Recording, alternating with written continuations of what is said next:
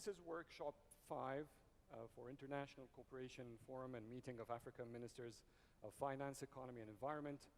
This workshop is entitled Development of Regional Value Chains under the AfCFTA as a Climate Resilience Initiative.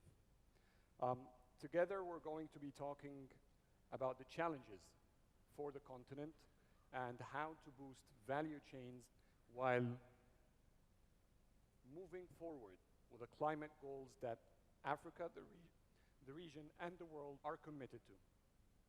Industrialization is no longer a welfare to African nations. Rather, it has become a must and a commitment for the continent to establish economic growth.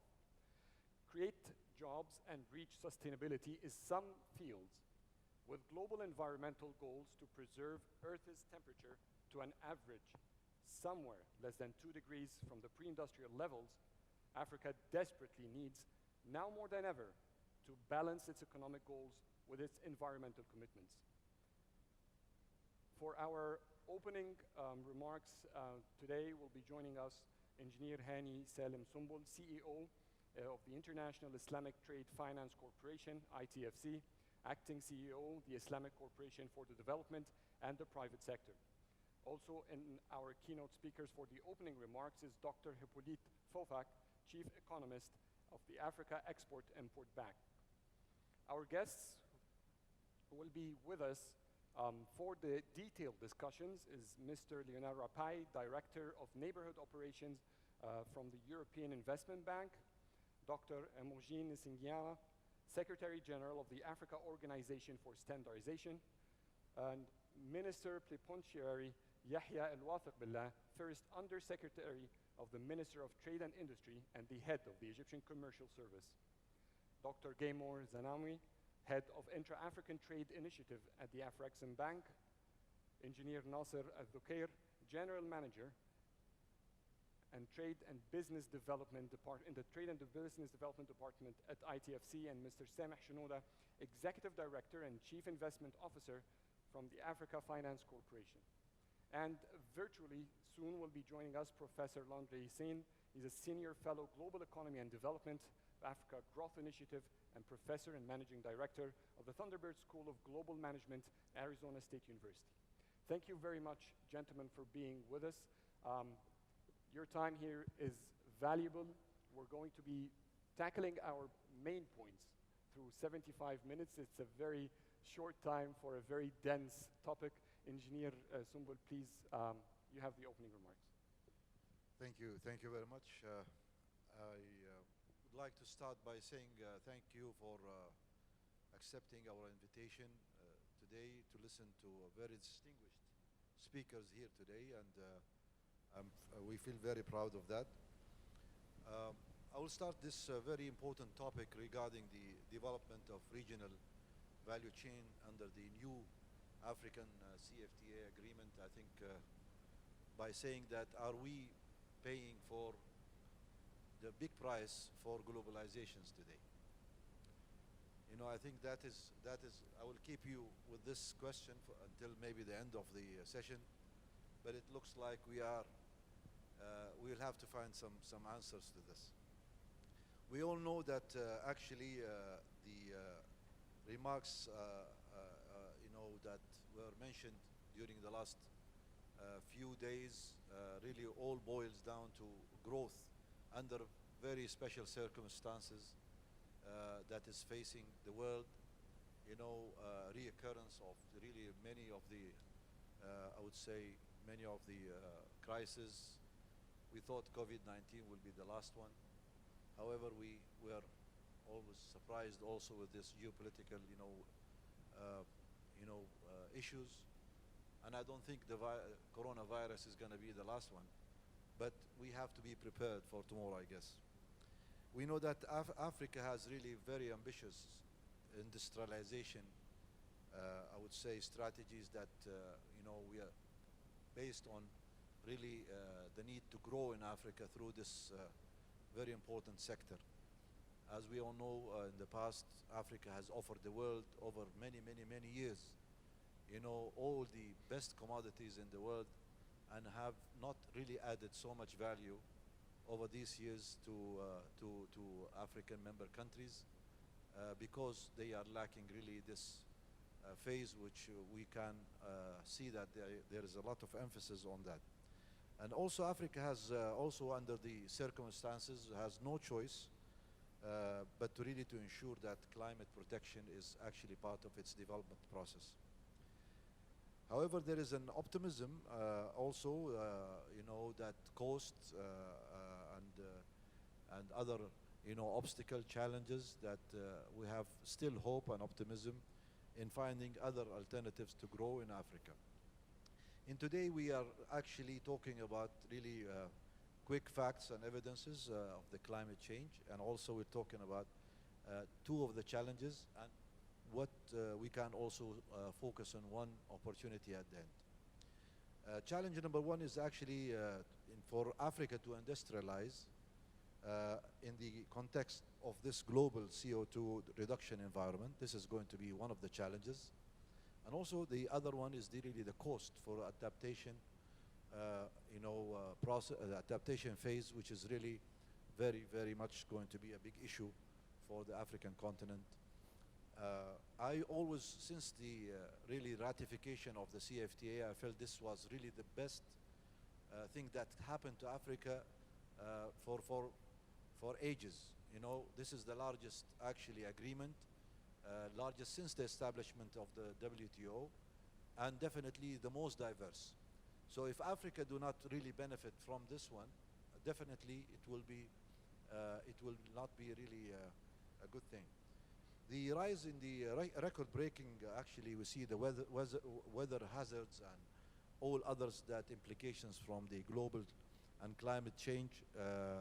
I think we have seen the challenges that the whole world is facing in terms of really scoring the warmest, highest records of the temperatures are high. Actually, 2019 was the second warmest on records. So what does it mean for Africa?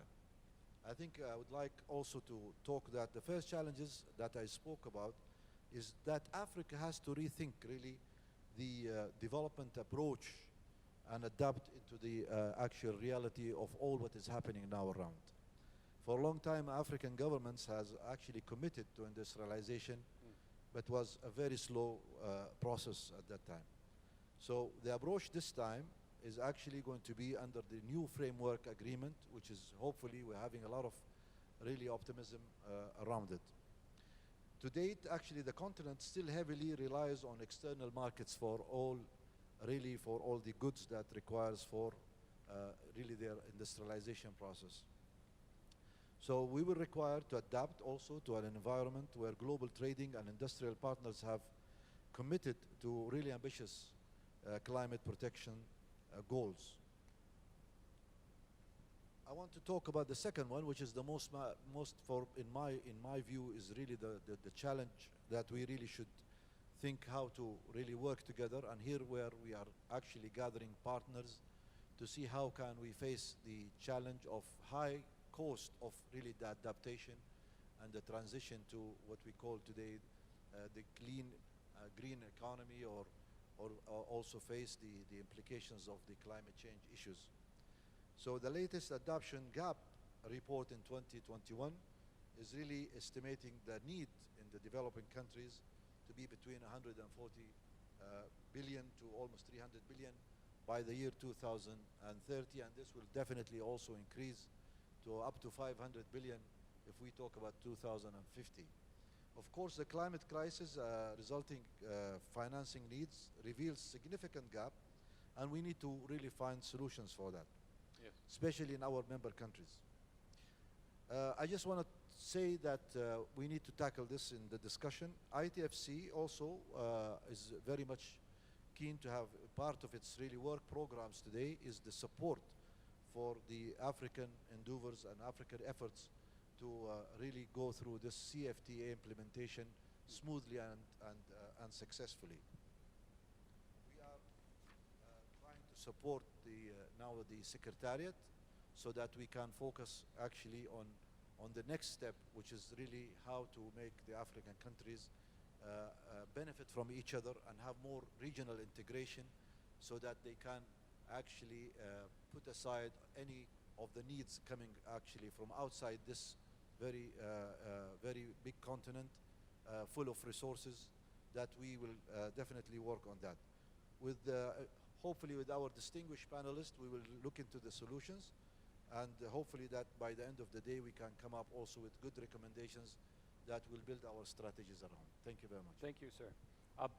Gentlemen, at the end of the session, inshallah, we will need to hear from you how to have tangible steps to work on right after the session, not in like a couple of years, with the capabilities that is there. That is, of course, at the end of the session. Please keep it in mind. We want to give our audience bullet points about how Africa can proceed physically and implementally right away. I'll give the floor to Dr. Hippolyte for his opening remarks. Thank you very much for this opportunity. I would like to really join Engineer Hani Sonbol, the CEO and President of ITFC, in thanking you for honoring our invitations. I think ITFC has been, quite frankly, the twin brother of Afreximbank, and been working close with the bank. ITFC and the bank have been working closely to really promote development in Africa through trade. And we both see the AfCFTA really as an important vector to achieve that goal. And the session today is really the interaction between regional value chains and the AfCFTA in the context of shift toward climate change. And to us, it is a very important topic, because we believe that the success of the AfCFTA relies in the rise of regional value chains, which will deepen integrations by strengthening relationship between firms across the continent, which are more long-term and durable than anything else. But I wanted to take us back by way of introducing these important sessions to really what has happened and how we got to where we are, and to what extent will the AfCFTA actually, to a certain extent, even in the short term, mitigate the climate challenges. I think if we go back to 30, 40 years ago, it's quite clear the rise of global value chains, which became the leading drivers of global trade and growth, accounting for almost 50% of global trade at the peak of globalizations, brought significant benefit in terms of growth, but also welfare, especially to countries which integrated them along backward rather than forward activities. And for these countries, the main beneficiaries, it is estimated that a 1% increase in global value chain participations raised per capita income by more than 1%, about twice as much as normal trade, conventional trade. But the productivity and efficiency gain from the just-in-time and international specialization in global value chains also raised a number of challenges. One which received a lot of attention, especially at the height of the COVID-19 pandemic, was the disruptions of global supply chains, which highlighted the risk and instability associated with the international fragmentation of productions, where you produce just a little piece and then it's assembled somewhere to have the final product. Look at the cell phone, which is manufactured in more than 50 countries. At a time of greatest need, most countries could not really afford COVID-19 equipment like PPE or ventilator as a result of that dependency on global value chains. Essentially, this reflected the high concentrations of suppliers, which essentially amplified the exposure to risk associated with the disruptions of global value chains. Around the world, especially within OECD countries, the major response to supply chain disruptions and bottlenecks in the aftermath of the pandemic was, why don't we shift immediately to reshoring? Reshoring, now they've been talking of friendshoring. And reshoring essentially also meaning, why don't we bring this value chain closer to home? Regional value chains, essentially, for greater resilience. But what is also transpired is that the shift toward reshoring, which eventually lead to the rise of regional value chains, will also address another major challenge, which is essentially a dramatic increase in greenhouse gas emissions, and which essentially has been driven by the shipping industries, which, as you know, now account for more than 80% of all traded goods around the world.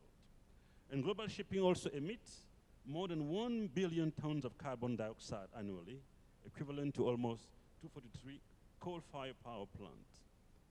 And Africa, which integrated global value chains primarily along backward, forward activity, did not really benefit, either in terms of trade and growth, but also in terms of emission of carbon, of CO2.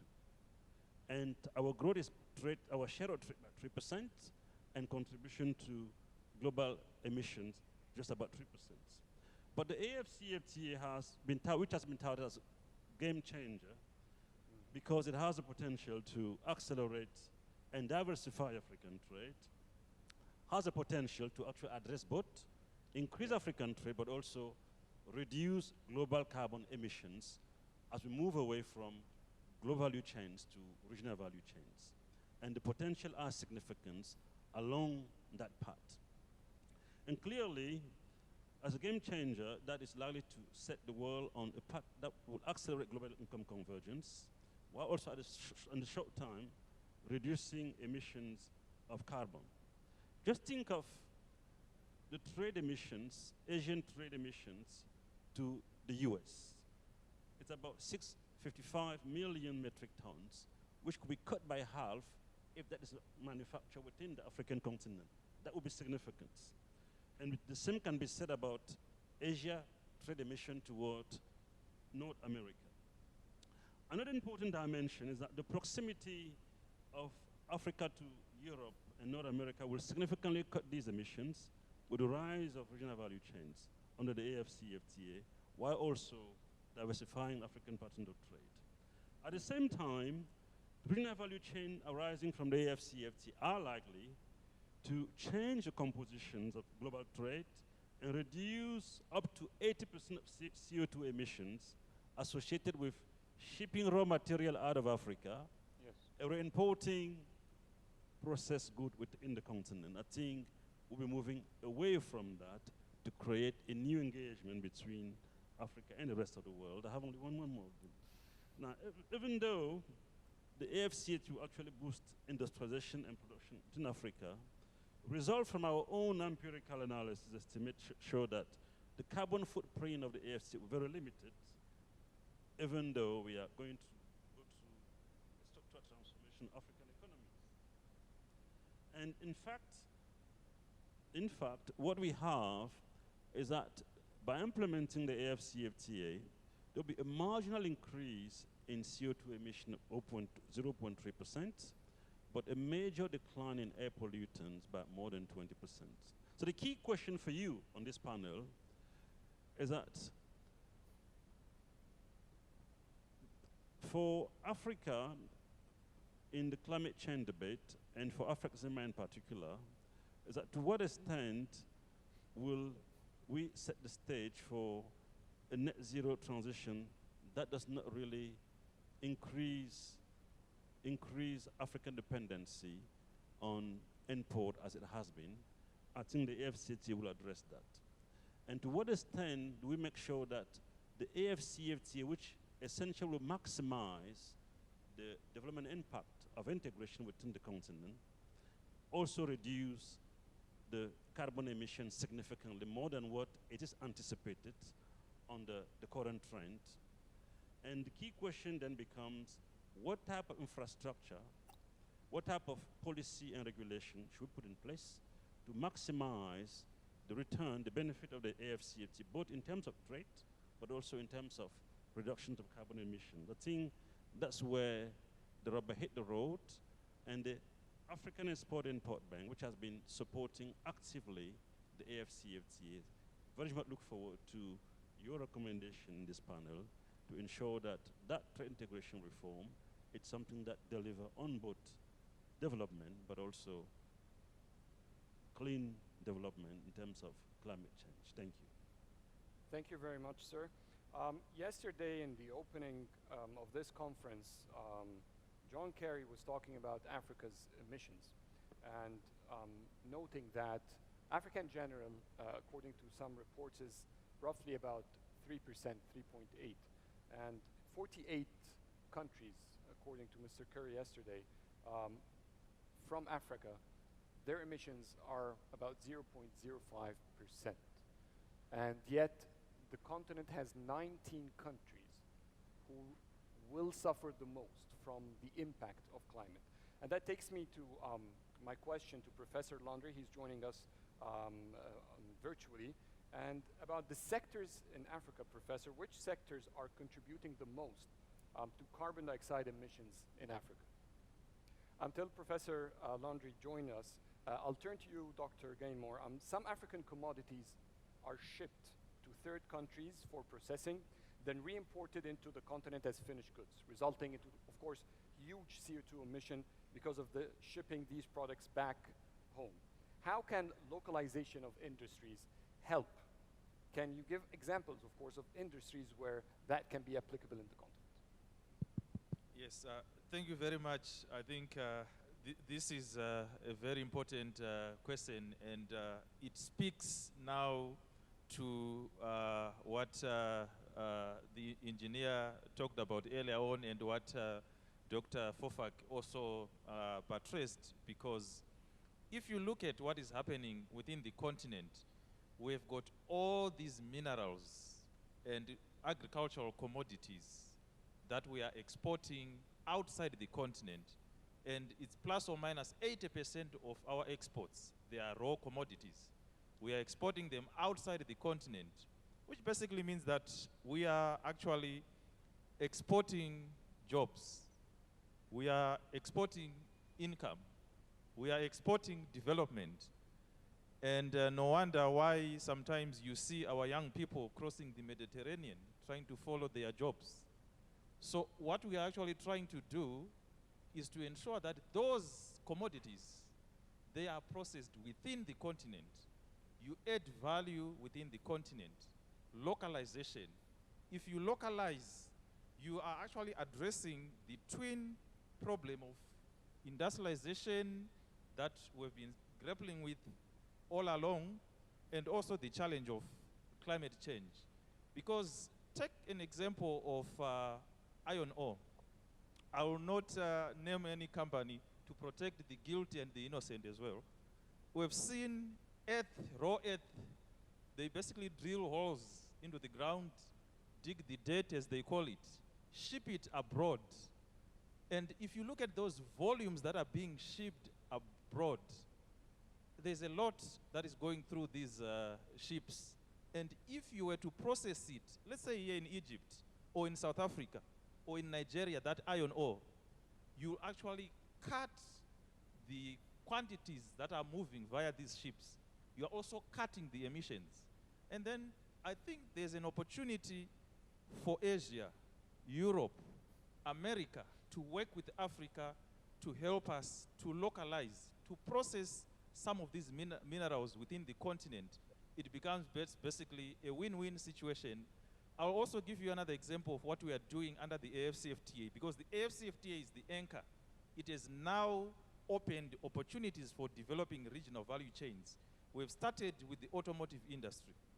We know that in the automotive industry, one of the reasons why we have not been able to develop that sector is we are relying on a lot of second-hand vehicles that are being imported from outside the continent. That is actually stifling industrialization. And what we are now trying to do, climate change, CO2 reduction, offers us an opportunity to move towards electric cars. Electric cars, they need batteries, lithium batteries. Where do you get the lithium? It's here. We are basically the major suppliers of lithium, cobalt, chrome. The wiring that goes into electric cars. Talk to Zambia. They will supply all the wiring. electricity comes from Ingadem, renewable. So we've got everything that can help us to address climate change and industrialization at the same time. Let's stop the shipping of these minerals outside the continent. Let's process them here in partnership with the world who address all these challenges on industrialization and climate change. Thank you. And with Africa's ambitions to have connectivity, rail connectivity, and all of these are projects that are underway, definitely there will be advanced technologies as they are new transportation means, which means their emission already will be up to standards, and that will make maybe what you proposed more efficient. I'll go back to you, Professor Landry. In general, we know that Africa does not contribute much at all to global emissions. But when we want to focus, we're talking about there are opportunities where we can process locally some of the raw materials and the industries that go back and then come in forms of imports. But what are the sectors contributing the most in Africa to CO2 emissions? Hello, and thank you very much for having me in this extremely important event. In terms of sectors, we have the energy sectors, which contribute for about 73% of greenhouse gas. You have also about 18% agriculture, forestry, and among other, 6% for industrial processes, and only about 3% for waste management. So we can clearly see that contrarily to many of the advanced economies, the industrial process in Africa, industrialization in Africa, only produce a very limited proportion of greenhouse gas. And probably a point that I want to connect with what was said also about the African Continental Free Trade Area. In my most recent book, Unlocking Africa Business Potential, I identify about 16 trillion US dollar of combined consumer and business spending, which could be generated with a successful implementation of the African Continental Free Trade Area.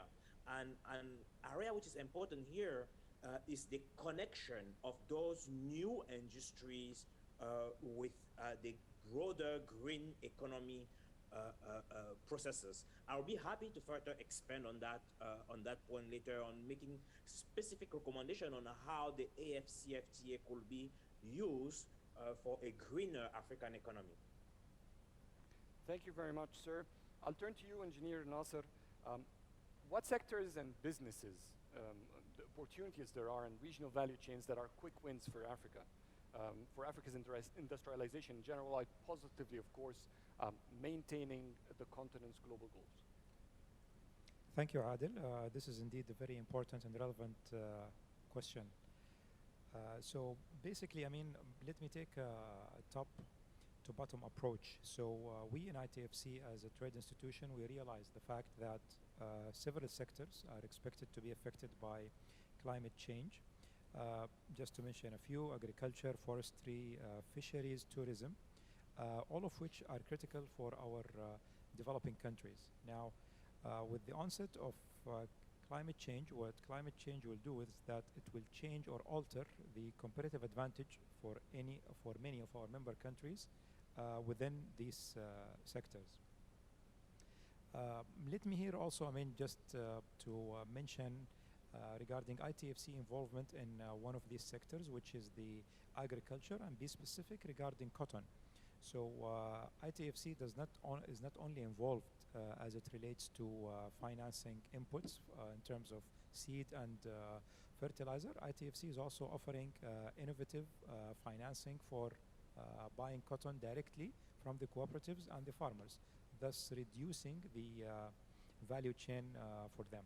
Now, if we move down, and the reason that I'm mentioning cotton is moving down the value chain to the textile sector. Now, we believe that the textile sector, considering the production of the continent, could be one of the main sectors that would benefit. For example, we have seen in Morocco that the government is giving incentives to textile sector companies to become climate friendly or sustainably certified. We have also seen that in Egypt there is an emphasis in enhancing the sustainability measures of producing cotton, and that's why ITFC has joined hand with UNIDO and under the Better Cotton Initiative to ensure that farmers are trained to produce cotton in a more sustainable and climate-friendly manner. With all this movement, we see that global brands are becoming more aware of the importance of becoming environmentally friendly and climate sustainable as it relates to the production of textile as well as cotton in Africa, and they are making sure to address these concerns of the countries to ensure that they continue to operate sustainably and environmentally friendly in the market. Thank you. Thank you, sir. I'll turn to Mr. Yahya Al-Wathiq Billah. Green industries in general are becoming the norm globally now, and continued reliance, on external markets would require Africa, starting now even, not that's at a certain point coming in time, but to start considering its trade relations within these markets that demand certain requirements. And taking Egypt as a case study, does Africa in general, Egypt in specific, need to rethink its ties with foreign trade partners? And if so, where should we start? Thank you so much, Mr. Adel. First, allow me to give like an official word in Arabic on behalf of His Excellency, the Minister of Trade and Industry. Then I will give some remarks in English. إنه لمن دواعي سروري أن أتواجد معكم اليوم في فعاليات النسخة الثانية من منتدى مصر للتعاون الدولي والتمويل الإنمائي، ويشرفني في البداية أن أنقل لسيادتكم تحيات وتهنئة السيد المهندس أحمد سمير وزير التجارة والصناعة على إقامة مثل هذا الحدث الهام، والذي يعد نموذجا لتضافر الجهود الأفريقية، وإنه الأمر رائع أن يحظى هذا المنتدى بمشاركة العديد من الخبراء المتميزين في مختلف المجالات بجانب المسؤولين الحكوميين من الدول الأفريقية الشقيقة. إنه من الجدير بالذكر أن انعقاد هذا المنتدى يأتي في وقت هام للغاية، لا سيما في ظل التأثيرات السلبية التي لا زال العالم يعاني منها بسبب تداعيات جائحة كوفيد-19، فضلا عن التداعيات التي فرضها الصراع الروسي الأوكراني وتأثيره على الاقتصاد العالمي ومعدلات الإنتاج وسلاسل القيمة الدولية والإقليمية، والانعكاسات التي سيفرضها هذا التأثير على حركة التجارة الدولية، وهو الأمر الذي يتعين معه قيام كافة الأطراف المعنية وأصحاب المصلحة بإيجاد حلول غير تقليدية تساعد على مواجهة هذه التحديات والتغلب عليها واستغلال التكامل الإقليمي في مواجهة هذه التحديات، بما يساهم في تسريع وتيرة التعافي الاقتصادي وتحقيق النمو الاقتصادي للقارة. فيما يخص موضوع ورشة العمل الخامسة التي نحن بصددها الآن، فمما لا شك فيه أن الانخراط والمشاركة الفعالة في سلاسل القيمة العالمية سيساهم بشكل كبير في دعم التنمية المستدامة.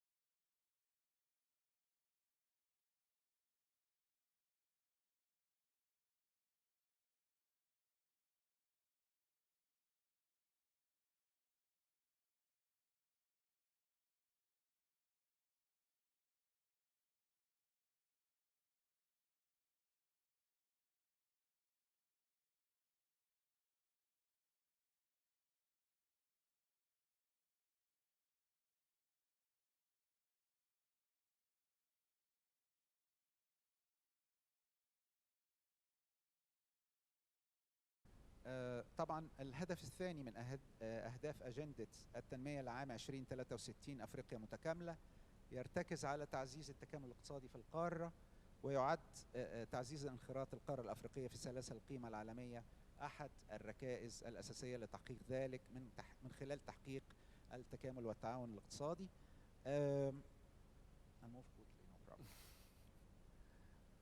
طبعا إذا أردنا أن نتحدث عن الاقتصاد الأخضر السلعي والخدمي في القارة الأفريقية، فيمكن أن نشير إلى وجود عدد من المبادرات التي تمت في هذا الخصوص، منها على سبيل المثال المبادرة الأفريقية للطاقة المتجددة التي أطلقها الرئيس عبد الفتاح السيسي في مؤتمر كوب 21 في باريس عام 2015، وهي مبادرة أفريقية تماما تهدف إلى الوصول الشامل إلى طاقة نظيفة بأسعار معقولة بما يحسن من مستوى معيشة المواطنين بالدول الأفريقية.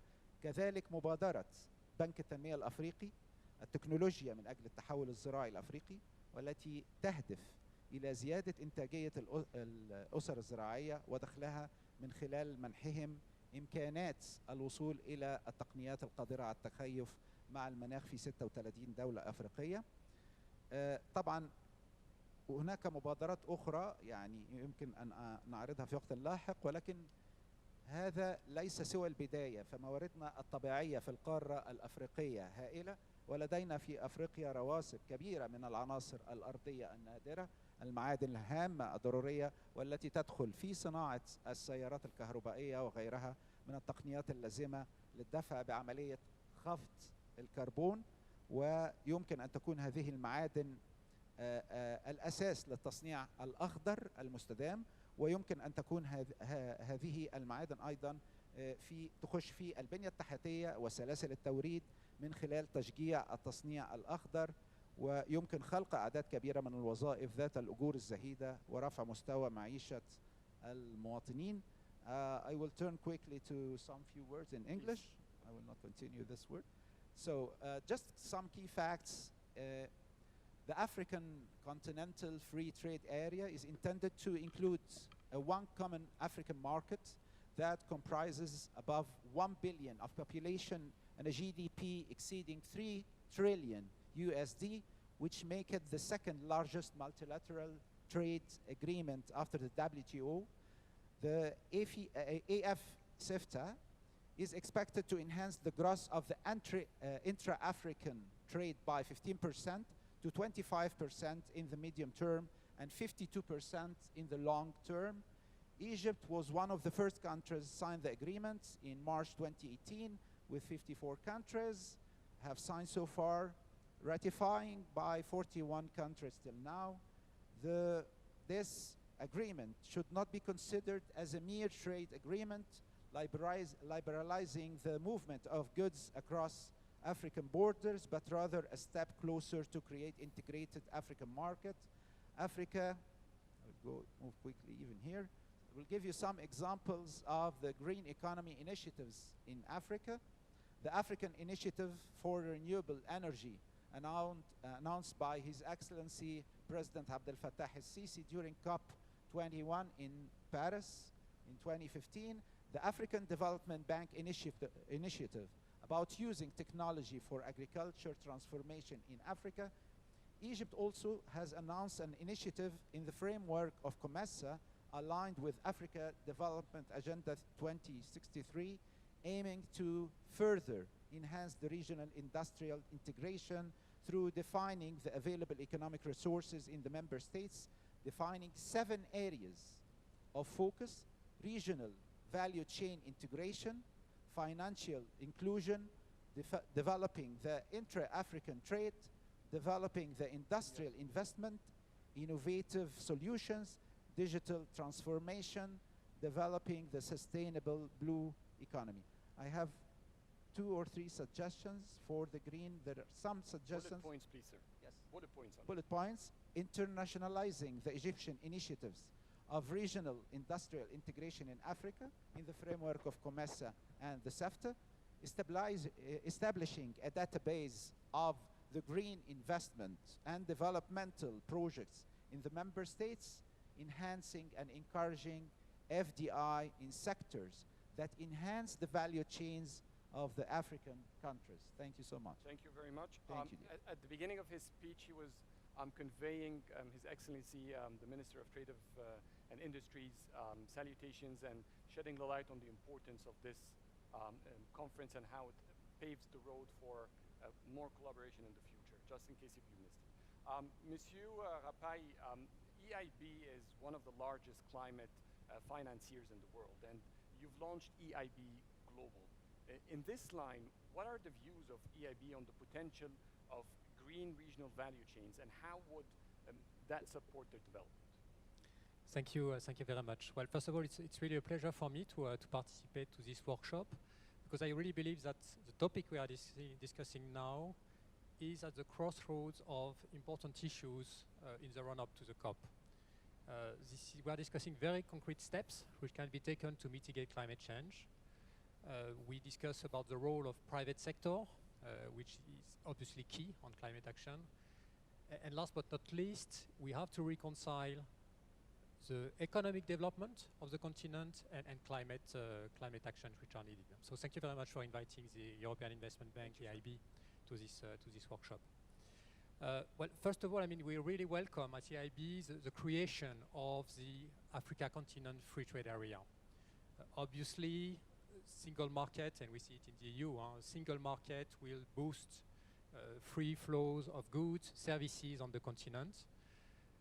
We can expect that elimination of trade barriers will enable labor mobility, attract investment, enable to have job creation, and of course to have regional, intra-regional value chains.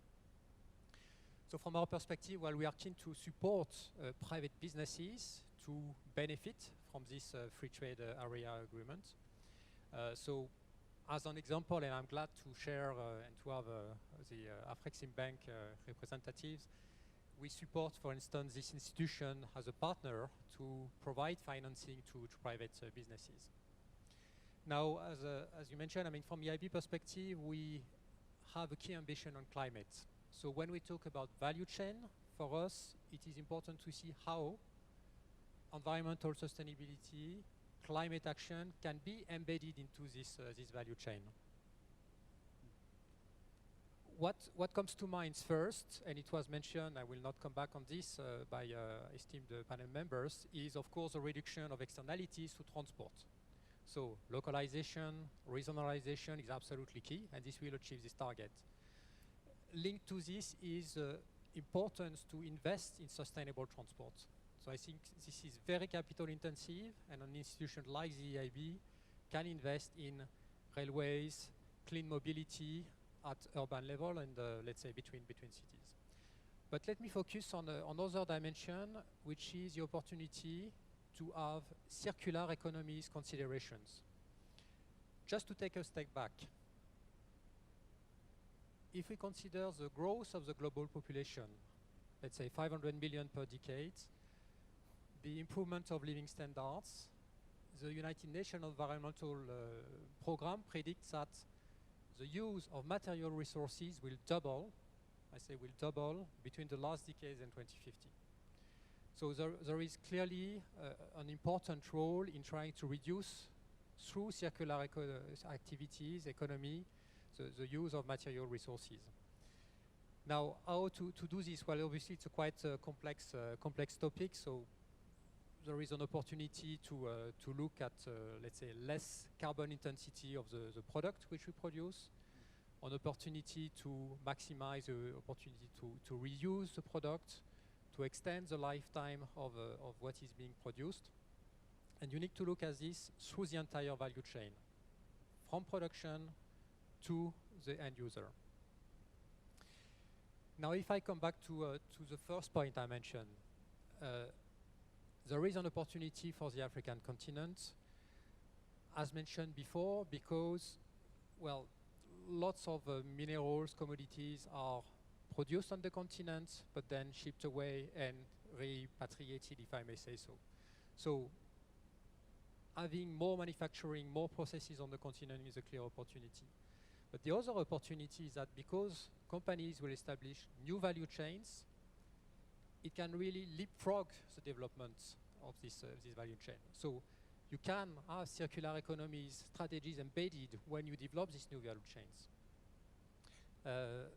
Green products, green services will be in big demand. So that's an opportunity for Africa to export this greener product. What do you need to achieve this? Well, I would say, first of all, corporate leadership. Second, innovative policies from the governments. Use new technologies. And last but not least, to have, let's say, targeted financing. So let me elaborate very briefly on this as the EU bank. We have definitely a clear ambition on climate and sustainability. And really, we want to share the expertise we have on projects which use this circular strategy, circular economy elements. So we have financed a number of projects in recycling, solid waste, which and we can provide advisory support in that respect. The second element is to, of course, boost financing for the private sector. One is, of course, to bring concessional and let's say attractive long-term financing, but the other element is to encourage banks to lend more to private sector in this context. So here we have developed de-risking instruments. I would just mention one example. We have developed in North Africa for Morocco, Tunisia, Egypt, and Jordan a trade and competitiveness program, where basically we provide guarantees to banks on portfolio of SMEs to encourage them to lend more. So I will stop here, but I think it's really important to take this opportunity and there is this let's say expertise, knowledge sharings which we can bring, and of course it's important then to have the right financing instruments to roll out these investments. Thank you very much. Dr. Amogine, the African Organization for Standardization created the sustainability certification scheme EcoMart Africa. How can this program accelerate African value chains while, of course, preserving the continental goals? That's the given we have here. Thank you, moderator. When you look at the EcoMark Africa, as what you are saying, it started from the Ministers of Environment in 2008. What was the reason behind is that when you look at just a package of coffee, you would find almost 100 labels for sustainable production. Why those 100 labels? It's because probably that coffee to reach Europe in one country, they require such a label. To reach Asia, they require another label. And that is the cost added to that coffee industry.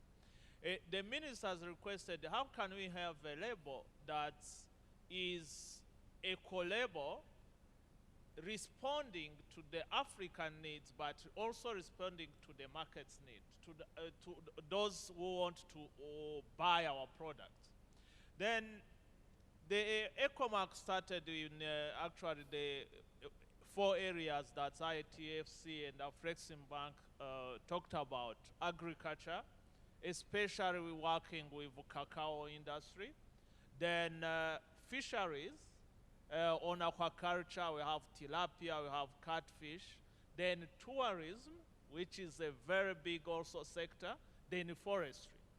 In a way of developing the system to respond to the value chain, we developed what we call maturity model.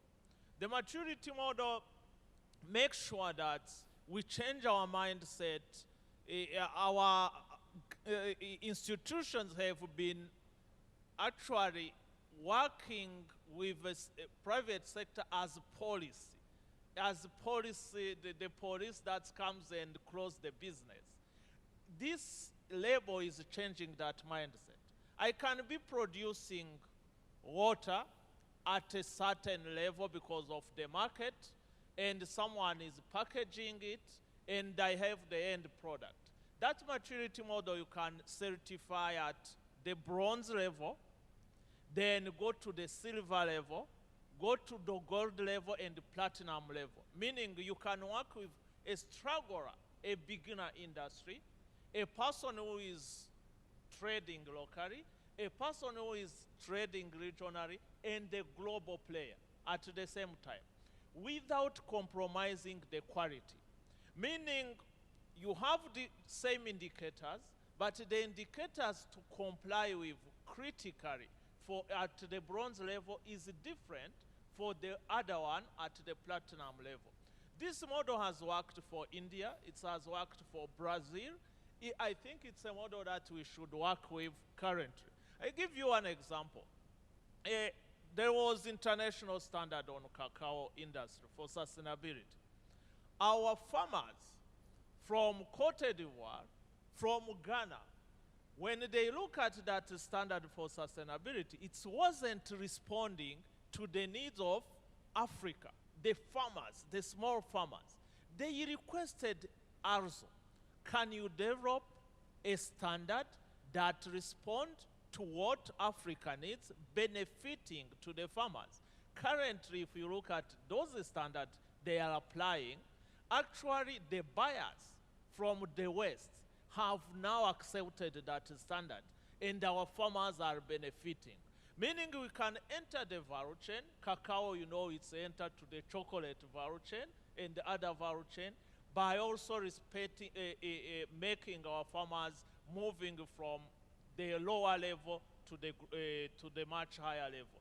Lastly, on that point, I think if we move that on the maturity level, on the sustainability certification, we will be responding to the question that have been rising from the smaller economies. When you talk about the AfCFTA, we have been dealing with this question that smaller economies are saying, what is my benefit?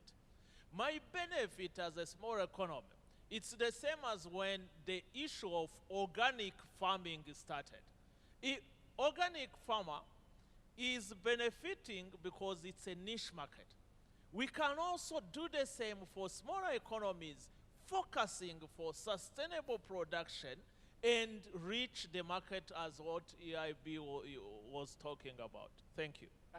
And the last part, I mean, for small businesses and people not, I mean, you gentlemen have more of a macro vision, but when we talk small, people are thinking about cost effectiveness. And when they hear about new regulations, more restrictions over climate regulation for their product, they're, as you said, they're talking about what is a personal gain, but also they're talking about how can they save the money to make more profit, because whatever small margin of profit there is, it's definitely benefiting their household very much than trying to let go of it in the sake for the environment, of course, from their perspective. Mr. Semeh Shinoda, how can, I mean, financing now here is crucial, so how can Africa mobilize green financing for developing regional value chains? And what challenges are anticipated? What strategies are required to unlock the required financing? Thank you very much, and thank you for having me. I think the way we should look at it is 3 points, really. First, you have to localize. Second, you have to build the infrastructure to get the product from where it is to the nearest port. And then third is financing. So localizing is effectively, as my colleague said, you should not export the raw material and import the finished goods. So what we have done at AFC is to increase the value addition of a number of products. But for you to be able to do that, you cannot only build a factory. You have to look at it in the form of a corridor, in the form of the whole supply chain. So if I give you an example, the infrastructure, Africa has 1.4 billion people. Half of them don't have access to power. That's 4 out of 5 individuals that don't have access to power in the world. You cannot build a factory without the infrastructure, without the power. If you build, if you have a mine, for example, that is mining copper, cobalt, or lithium to produce batteries, that mine, you will have to transport the product from where it is to an industrial zone. And we've done that in a number of sectors, such as forestry, for example. In Gabon, we own a forest through our company Arise that produces timber. It upgrades the value of it. It produces veneer, and now they have produced full furniture spectrum. But for you to get the logs from the forest to the industrial zone, you need the railway. So we built the railway. And then from the industrial zone, you need a port to get it out. So you have to solve for the whole supply chain to be able to get the product out. And this obviously is one of the biggest challenges that we have. We're doing the same with AfRexim also in battery metals. DRC has 40% of cobalt in the world. We should not export the cobalt. We should produce at least 2 or 3 steps out of the 6 steps to produce an electric vehicle up to the precursor, and this is something we're doing jointly. But then the third point, we said localization, building the infrastructure, and then financing. The biggest challenge with financing in Africa is the perception, the difference between the perceived risk and the actual risk. Borrowing in Africa is very expensive because of the perceived risk. So our role as African financial institutions is to demonstrate through early stage development of projects to de-risking projects, greenfield projects, through aggregating projects and showing scalability, that the actual risk is lower than the perceived risk, and hence the cost of funding will be lower. We've done this in renewables. We've recently acquired the largest renewable platform in Africa called Lekela. We are now by far, with our local partners Infinity, we are by far the largest producers of renewable power in Africa. And the idea of that is to build scale. We used to have less than a few hundred megawatts 2 years ago. Now we have about 1.5 gigawatts. Now people, international investors, are coming to us because we have appeared on the radar screen because of scale. They're coming to us and telling us, how can we help you do more? So I think the two biggest things are perceived risk versus actual risk on the financing side, and then demonstrating that the risk is not as bad as it is. Thank you.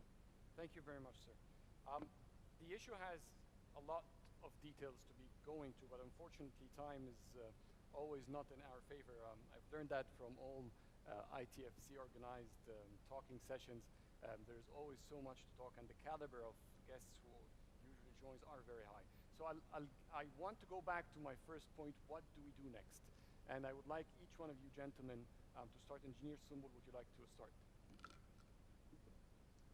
Thank you very much. I really learned a lot about our distinguished speakers, how to move forward. I think it is very clear that now we need to work on how to really operationalize the agreement actually and make really member countries in Africa benefit from this very important agreement. I know there is a lot of differences between one country to another, and the requirements are different, regardless of the adjustment programs that are needed, for some countries, and also the infrastructure that is needed. In addition to what our colleague said here today, the three things that is needed: localization and financing, and the other one. I would like to add also there is a number of actually prerequisites that required for Africa to benefit from this kind of agreement, for really achieving the growth and achieving also the integration desire. I think is the human capital that requires also development in Africa. We need to continue to build capacities. We need to continue to build really the new skills that is required for the future in the areas of innovation and also strategic thinking, and also the technology as well.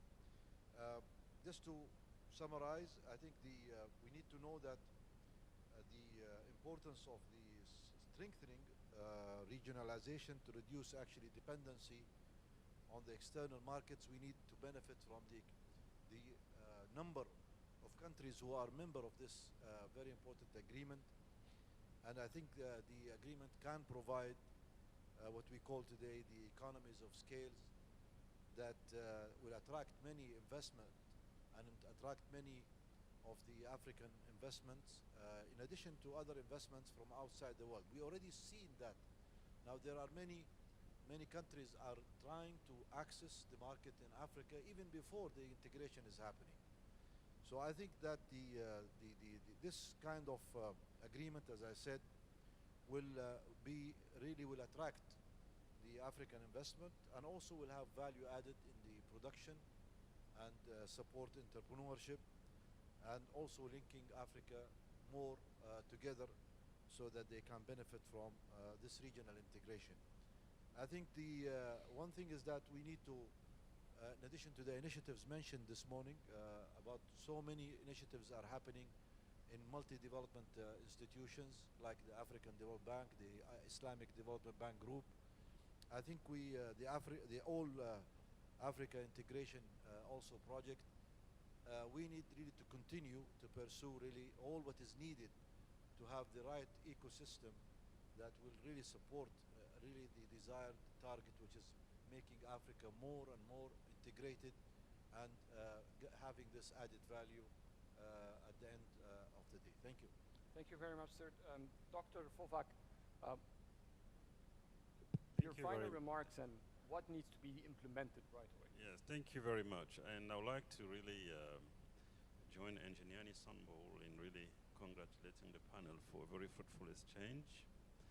And I would also like to stress that from the AfCFTA perspective, there will not be any just transitions without global income convergence. Any transition to net zero that will keep Africa at the bottom of the development ladder will not work, will just not work. What is good is that the AfCFTA, as we've all learned today, has the potential to actually set the condition for that global convergence. What we also learned today is that it will actually achieve that global convergence while at the same time reducing the global carbon footprint, because regional value chains will reduce the risk of round-tripping in the shipping industry. So it's a very important lesson that we've actually come up today. The key question then becomes, for the residual of carbon footprint, what should be done to maximize that reduction as Africa builds regional value chains and industrialized? And there I will join Engineer Nissanbol on the need to build human resources, especially engineering skills, to be able to manufacture what we need within the continent. But that's just one aspect of it.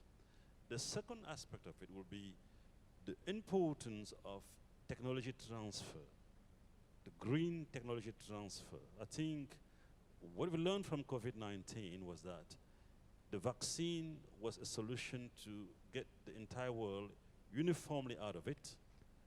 Any approach which was vaccine nationalism actually created a condition for more variant to emerge. In the climate change context, we also need to move uniformly together, otherwise that challenge will continue. Therefore, the need for really promoting technology transfer, green technology transfer in real time.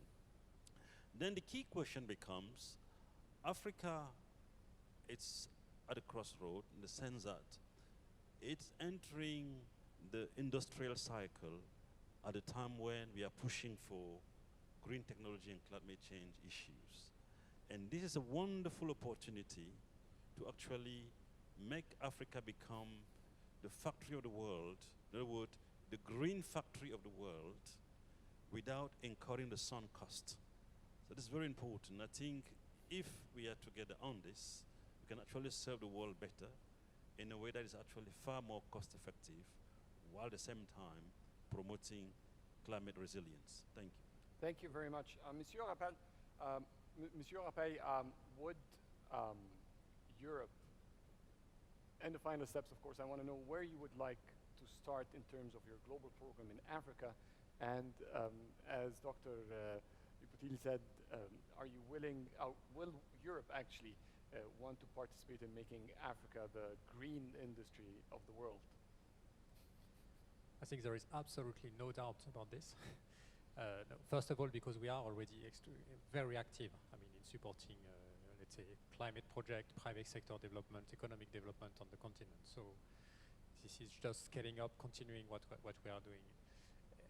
Now, what is, I believe is relevant and important is the sharing of experience, of expertise, which already exist. I mean, there are lots of business-driven initiatives, and for this, I think it's very important to be able to have this being shared so that this can be scaled up at the level of the continent. And the other element is certainly the importance of collaboration at a regional level between governments and private sector so that the needs in terms of development of infrastructure can meet what is really relevant for the economic activity and meeting the green objectives that we have.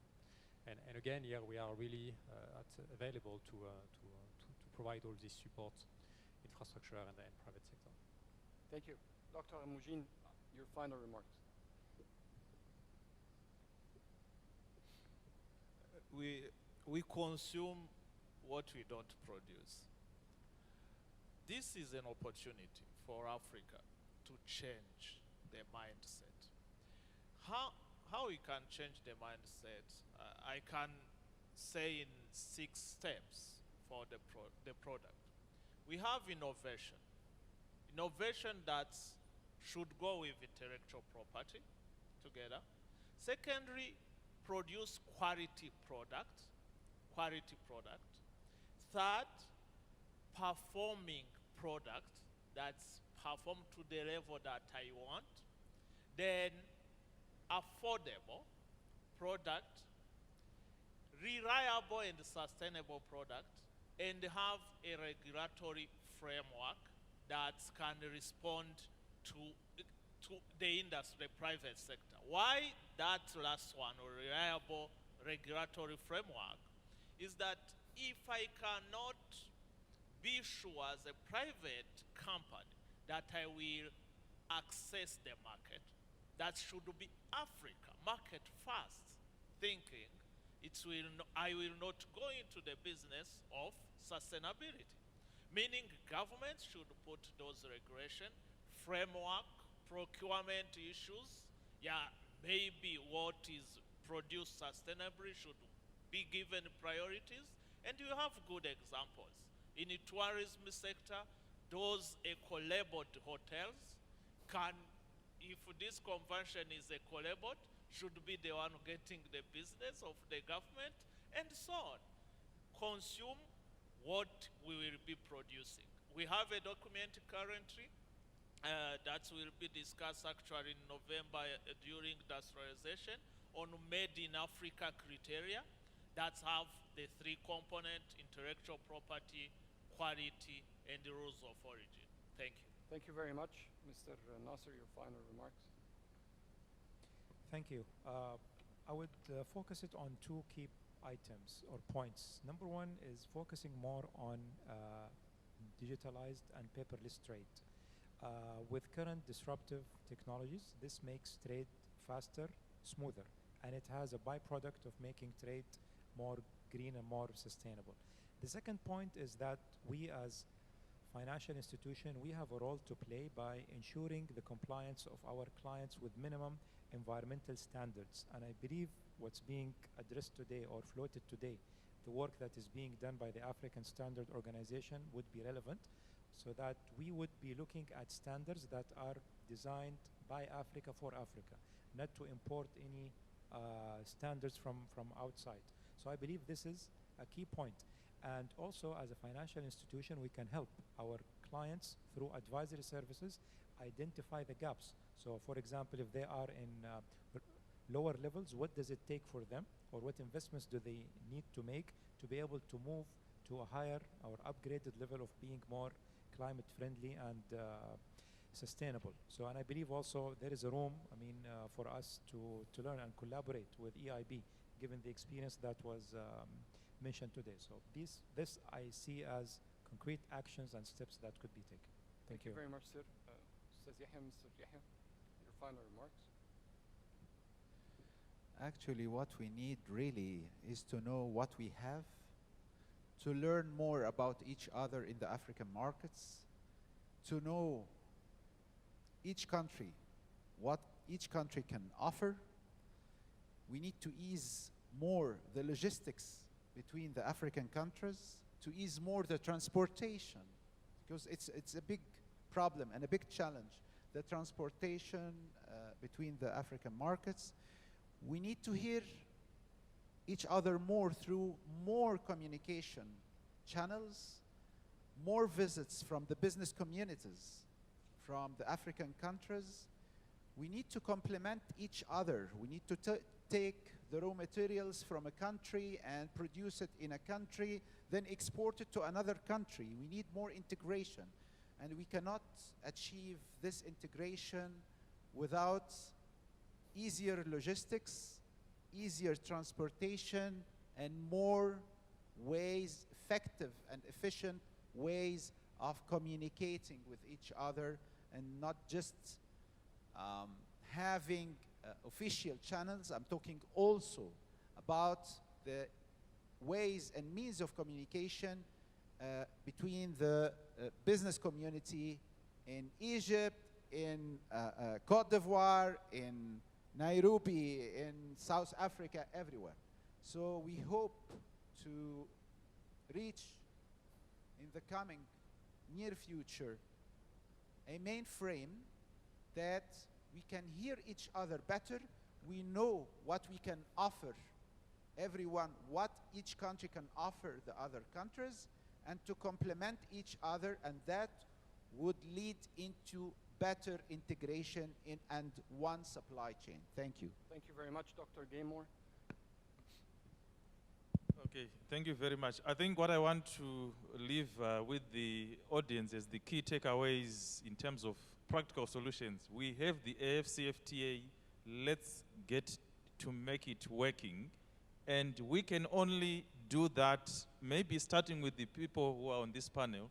I liked what EIB said. They like sharing ideas. I think let's also share resources. We've created a 10 billion adjustment facility, which is critical to get the regional value chains work. We're actually looking at some of the green value chains. There's an opportunity for our colleagues from ITFC, AFC, to actually make some of these things work. So these are some of the things that we are looking at.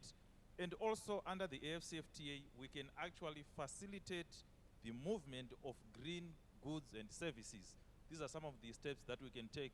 As you probably may know, Mr. Moderator, in Africa we always say an empty stomach knows no law. So if we focus on climate change without taking care of the stomach, we are not going anywhere. Thank you very much. Thank you very much, sir. Already we see industries on the continent, in the region, factories, instead of heading on for new machinery, they would go to Europe, get a second-hand, even third-hand, without any consideration to the environmental implications of these, just because it's more cost efficient. Mr. Sameh, your final remarks. I know that there's not a lot of time left, or I think we've gone through the time, so I'll take 30 seconds. We are an infrastructure solution provider. The solution is to solve for the supply chain, for the whole ecosystem, from pit to port. So the production, the transport, the logistics, the value addition, the industry, and then the export through the port. So if you solve for a corridor, for an ecosystem, from pit to port, I think you will have a much smoother and more efficient trade within Africa and with Africa and the world. Thank you. Thank you very much. Virtually, Professor Landry, your final remarks on the next steps for the continent. Absolutely. I would first like to express my gratitude and congratulate Egypt, ICF, ITFC, Afreximbank, our distinguished panelists, and the honorable ministers for this incredibly wonderful session. I would like to end with 3 points. So the first one, when you speak about regional value chains and the AfCFTA in the context of a climate resilience initiative, it is important to think about the tools that we can use through the trade agreement to advance environmental protection. So this could be done either with provision that facilitate trade in green products and services or policy practices. For example, reducing trade barrier for green products and services or facilitating the adoptions of green measures. A second point is really the provisions which could restrict trade in environmentally harmful goods and services. And the goal here could be to create a level playing field by prohibiting to lower environmental regulation to gain competitive edge and restricting many of those products which could be harmful.